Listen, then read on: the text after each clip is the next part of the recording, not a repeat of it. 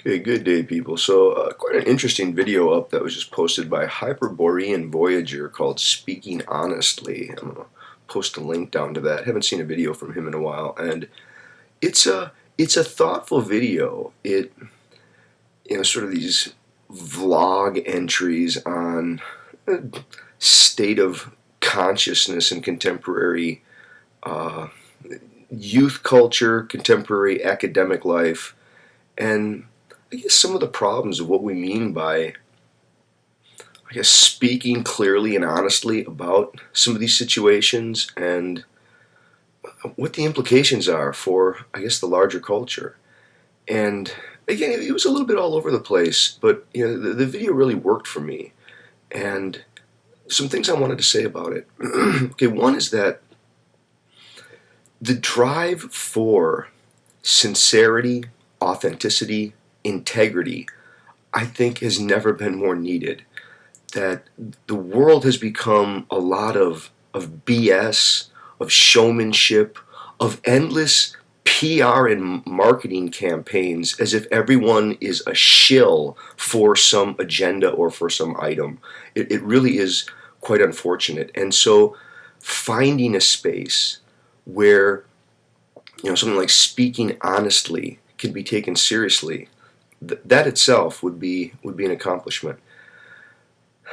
Okay, there's another sense though in which I do think it's highly problematic. It goes all the way back to Nietzsche's, truth and lies in the ultra-moral sense, where ideas become possible through our capacity of equating the unequal. And to say that is to say that an idea is a kind of a lie.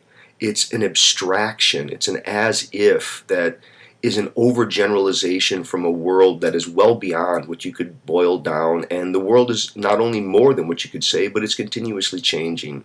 And so we're kind of antique dealers, to use words in any way at all. And the words are false in some metaphysical sense. And this is why Korzybski says, whatever I say a thing is, it is not, right? That our words are convenient ways of abstracting and of organizing and of trying to, I guess, represent the structure in the world through a kind of mapping structure and language. And the best we can do is hope for nearer and nearer approximations, and those are going to be judged ultimately by something like the consequences, broadly construed, socially, personally, politically, and what one can do with that certain way of symbolizing.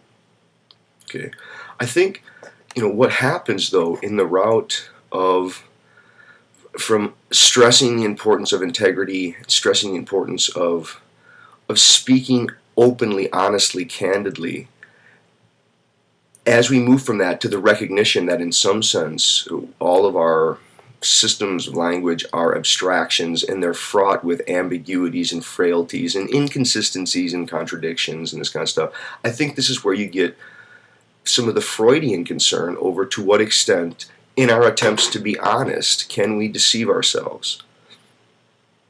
I think self-deception takes countless ways, and it's not always a malicious thing. It's oftentimes just part and parcel of everyday life rationalizations. It's part of the way that people make sense of themselves, their interactions, and if they were asked about it, they would never probably think of themselves as being other than truthful. So if a person says something like, I don't know, if they say,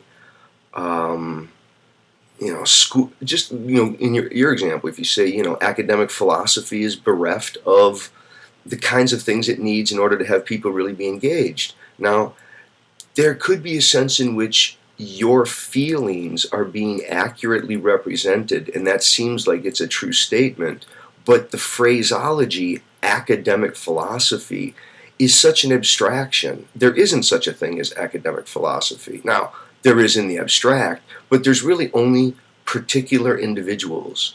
And it's the particular individuals and the particular programs that are either more or less enfranchising to your sovereignty as a knower.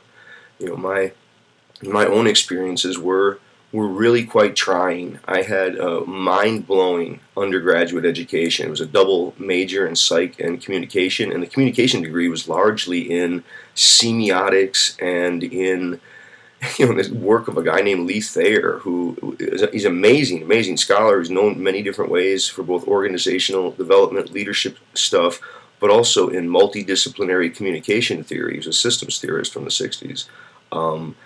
And from that, experience, when I got my master's degree, and I met some interesting people. I met some scholars who were smart and did their stuff, but nobody rocked my world, blew my mind, got me excited. In fact, my master's was kind of depressing. I was thinking, what is the point of this? I had such a transformative experience in my undergrad, and it didn't seem like hardly anyone that I met, it was not to say anything bad about the schools I was at. It was something about what had happened to me, and it would be easy for me to speak categorically about other people, but I couldn't find that same kind of enthusiasm along that same kind of research line, which for me was the way language, symbolicity, it has sort of potencies for self-transformation. I was really excited about that.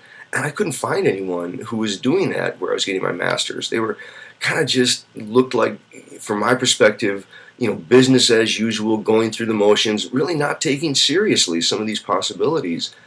But then when I got into my PhD program, I met people who were very different and doing very different things, but were still able to just, squeegee open my third eye and make me realize that there were really interesting people doing very interesting things. And I think at that point, it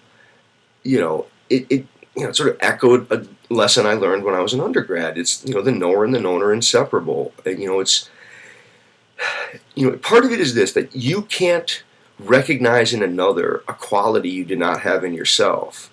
Right? So there is a sense in which if you're already dead, you won't be able to tell if a place is going to kill you. On the other hand, if you do have your lights on, it can be painful to be in places where other people's lights have been kind of dimmed down and turned to autopilot.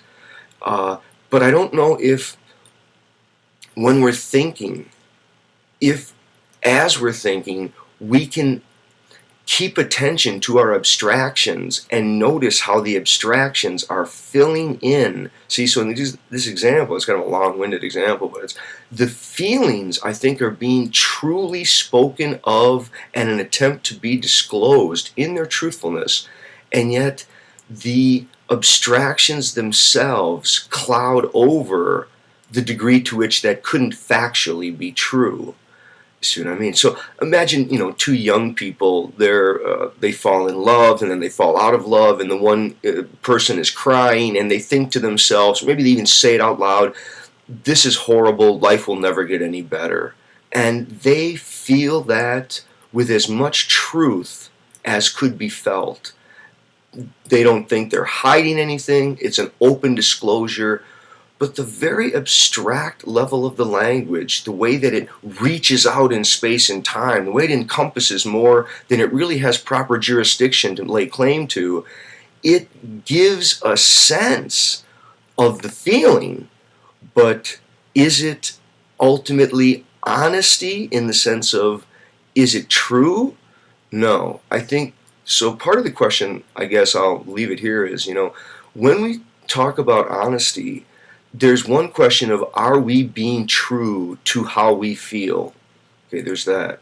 And that's filled with all kinds of dynamics of social politeness and inner dynamics of, is it best in civil society for people to be totally frank, or are there issues of social politeness, of graces, of certain forms of tacit blindness that ease social interaction, or if we say, well, that's all completely disingenuine. Now, when we say that that's completely disingenuine, is that a feeling, or are we trying to say something true about the world? And so I guess that's the question. When we're asking about honesty, it's in some way about a truth. It's a truth about what one thinks, what one feels, or one's situation.